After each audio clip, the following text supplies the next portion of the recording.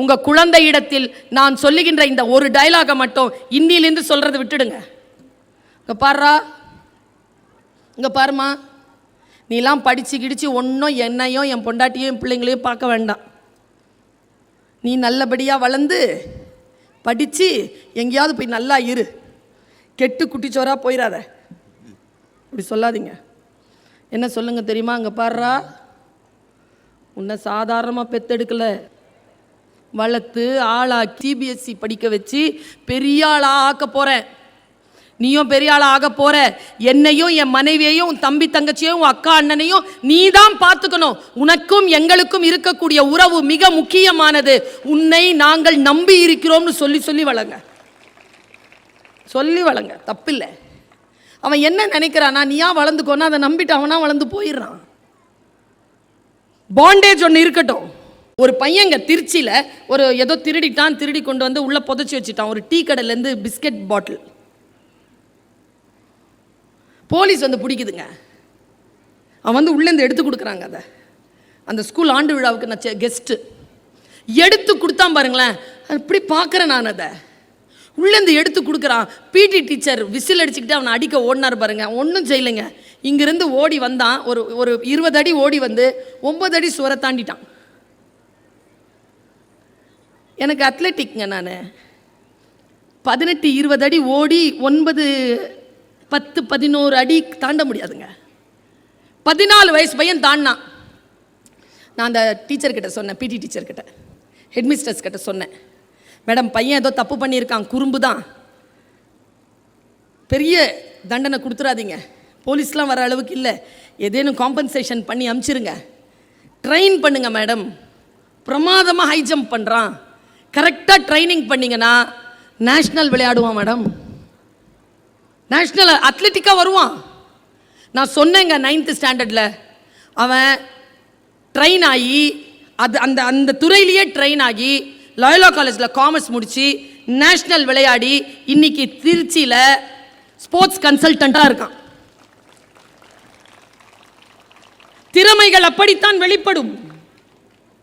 பிழைகளிலிருந்தும் குற்றங்களிலிருந்து வெளிப்படும். சில பேருக்கு அப்படி இல்லாமல் வேறு விதமாக வெளிப்படலாம். என்னுடைய பையன் சச்சிதானந்த ஜோதி நிகேதனில் தான் படித்தான். பெரிய ஒரு அலப்பரா ஏதோ பண்ணால் எனக்கு ஃபோன் வந்து உங்கள் பையனை கூப்பிட்டு போங்கன்னு. வந்துடுறேன், வந்து பார்க்குறேன், அவ்வளோ பெரிய ஒரு தப்பு பண்ணியிருக்கிறான். என்ன பண்ணா அப்படின்னு கேட்குறேன்.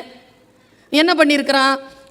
+2 பசங்களோட பேசக்கூடாதுன்னு சொல்லியிருக்காங்க 10th ஸ்டாண்டர்ட் ஸ்டூடெண்ட்ஸ், ஏன்னா அவங்க படிக்கிறதுக்கு முடிய மாட்டேங்குதுன்னு. இது அவருக்கு பிடிக்கல. அப்படி சொன்ன வாத்தியார் அவருடைய டார்மெட்ரி மாஸ்டர். அவர் வாசலில் ராத்திரி தாண்டி அவர் பாத்ரூம் போவார். அதனால் ராத்திரி 10 மணி வரைக்கும் காத்திருந்து அவர் போகிறதுக்கு முன்னால் குடிக்கிற பாலில் சர்க்கரையை கலந்து ஊற்றி வச்சுட்டான். நல்ல வேலை அவன் கூட இருந்த ஒரு பையனோட அவனுக்கு சண்டை. அந்த பையன் போய் அந்த டீச்சர்கிட்ட சொல்லிட்டான், இப்படி பால் போட்டிருக்கு சார், பார்த்து போங்க சார். யார்ப்பா போட்டானா? இவன் தான் போட்டான். தெரிஞ்சிருச்சு. கூட்டிகிட்டு வந்து அப்பாலஜி லெட்டர் எழுதியிருக்கிறாங்க. எனக்கு ஃபோன் வந்துருச்சு. நான் சென்னையிலேருந்து நீலகிரி ஏறி மேட்டுப்பாளையம் இறங்கி காலையில் போய் பல்லு கூட விளக்காமல் ஸ்கூலில் உட்காந்துருக்கேன். பேரண்ட். நான் மேடையில் பெரிய ஸ்பீக்கராக இருக்கலாம், ஆனால் என் குழந்தையினுடைய ஆசிரியையை நான் போய் பார்க்கின்ற பொழுது கையை கட்டி கொண்டு மிக பணிவுடன் தான் நான் அவர் முன்னால் நிற்பேன். என்னுடைய ஆசிரியத்தன்மையோ என்னுடைய பேச்சிற்கான புகழோ எதுவும் என் குழந்தையின் ஆசிரியர் மீது எந்த பாதிப்பையும் ஏற்படுத்திவிடக் கூடாது என்பதிலே கவனமாக இருந்த தாய் நான். எல்லாம் சொல்கிற டைலாக் தானே நானும் சொல்லியிருப்பேன். என்னது, என் பையன் அப்படிலாம் செய்ய மாட்டான். ஒரு டீச்சராக நான் சொல்லவா, தாயாக நான் சொல்லிடுவேன். இதை டீச்சராக நான் சொல்லவா, செய்வான்.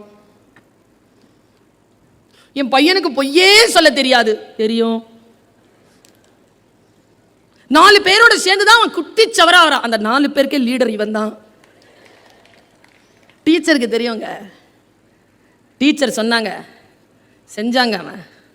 அவன் திரும்பி பார்த்தேங்க. அவனை திரும்பி பார்த்து அவன் கண்ணை பார்த்து கேட்குறேன், செஞ்சியாப்பா? என்ன சொல்கிறீங்க?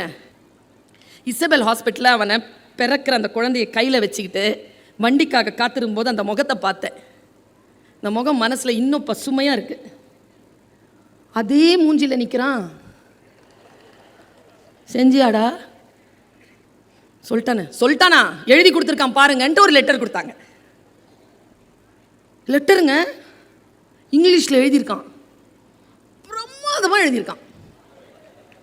என்ன டிக்ஷன், என்ன வேர்ட்ஸ், என்ன வேர்டிங்ஸ், என்ன சென்டென்ஸ், என்ன ஆர்கியூமெண்ட், சூப்பராக எழுதியிருக்கான். நான் சொன்னேன், மேம் இது அவன் எழுதலை, நீங்கள் எழுதி கையெழுத்து வாங்கியிருக்கிறீங்க, நீங்கள் வேற மேடம், அவன் தான் எழுதுனா கேளுங்க.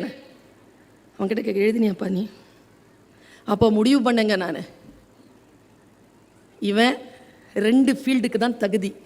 ஒன்று இங்கிலீஷ் லிட்ரேச்சர் படித்து மொழி வல்லுநராக அவன் வரணும், இல்லைனா இவ்வளோ ஆர்குமெண்ட் பண்ணுறான்னா அட்வொகேட் ஆகணும். அந்த ஸ்பாட்டில் முடிவு செஞ்சேன். இது நடந்து 7 ஆண்டுகள் கடந்து விட்டது. இன்னைக்கு BA LLB ஆனர்ஸ் முடிச்சுட்டு அட்வொகேட்டாக ப்ராக்டிஸ் பண்ணிட்டு இருக்கான். குழந்தைகளுடைய தவறுகள் தான், பிரச்சனைகள் தான், ஆனால் அந்த பிரச்சனைகளுக்கு ஊடாகத்தான் இருக்கிறது அவர்களுடைய ஆளுமை. அதை பார்ப்பதற்கான வல்லமை பெற்றோர்களிடத்தில் இருக்கிறதா? ஒரு மன்னிப்பு கடிதத்தில் நான் என் பிள்ளையை கண்டெடுத்தேன். சரி, அவன் பால் ஊத்திட்டான்ல, திட்டவே இல்லை நான் அவனை. எனக்கு ஒரே பிள்ளைதான், ஆனா காலம் வந்தது, திட்டத்துக்கான காலம் வந்தது. கடவுள் அப்படிதான் அப்படி கொடுப்பார். நான் 2 வீலர்ல போகும்போது கீழே விழுந்து கால் உடைஞ்சிருச்சு. ஆஸ்பத்திரியில கிடக்கிறேன், பிள்ளை கிட்ட சொல்லல. 3 மாசம் கிடந்தேன் ஹாஸ்பிட்டல்ல. எக்ஸாமினேஷன் சொல்லல. அவன் தெரிஞ்சு ஓடி வந்தாங்க. அவன் ஓடி வந்து என் காலில் விழுந்துட்டு புலம்புறான், எப்படிமா விழுந்த, எப்படிமா, என்கிட்ட ஏமா சொல்லல, போன்ல சொல்லலையம்மா, 3 மாசமா கிடைக்கிறியாமேமா, என்னம்மான்னு கேட்டுட்டே இருந்தான். அப்ப நான் சொன்ன பதில் என்ன தெரியுமா? எப்படி விழுந்தன்னு கேட்டான். 1.5 வருஷம் கழிச்சு சொன்னேன், நீ 10th ஸ்டாண்டர்ட்ல அங்க ஊத்துன பால் ராயப்பேட்டால என்னை வழுக்கி விட வச்சிருச்சுடா.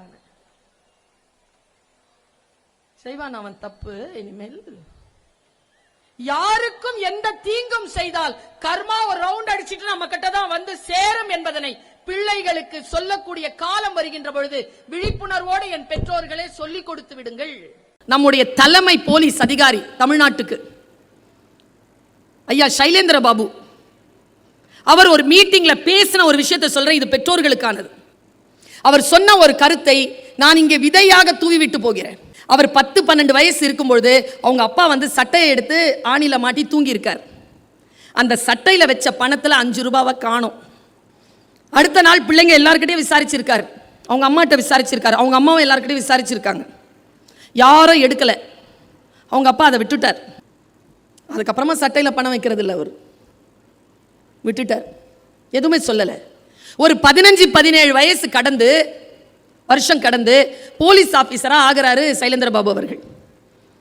ஃபுல் யூனிஃபார்மோட முதல் மாசம் சம்பளம் எடுத்துக்கிட்டு அவங்க அம்மா கிட்ட வந்து சம்பளத்தை கொடுக்குறார்.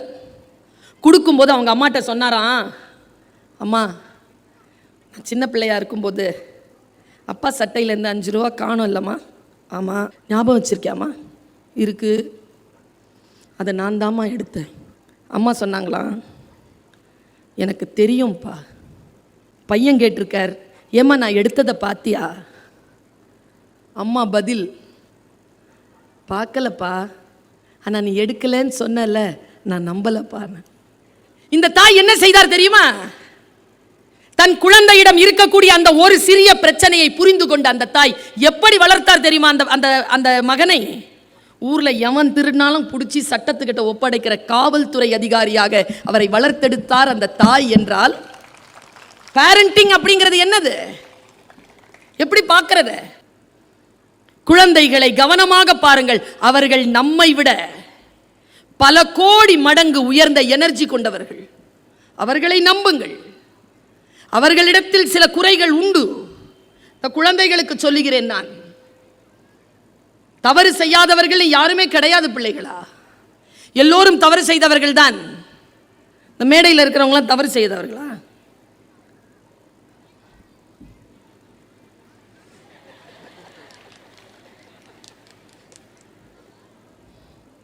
ஆனாலும் ஜெயிச்சவங்க. ரகசியம் என்ன தெரியுமா? செய்த தவறை திரும்ப செய்யாதவர்கள். அவ்வளவுதான். சிந்தித்து பார்த்து செய்கையை மாத்து, சிறுசா இருக்கையில் திருத்திக்கோ. தவறு சிறுசா இருக்கையில் திருத்திக்கோ. தெரிஞ்சும் தெரியாம நடந்திருந்தா அது திரும்பவும் வராம பார்த்துக்கோ. அவ்வளோதான். Simple. Life is so simple. Don't make it complicated. But to understand the simplicity is not easy.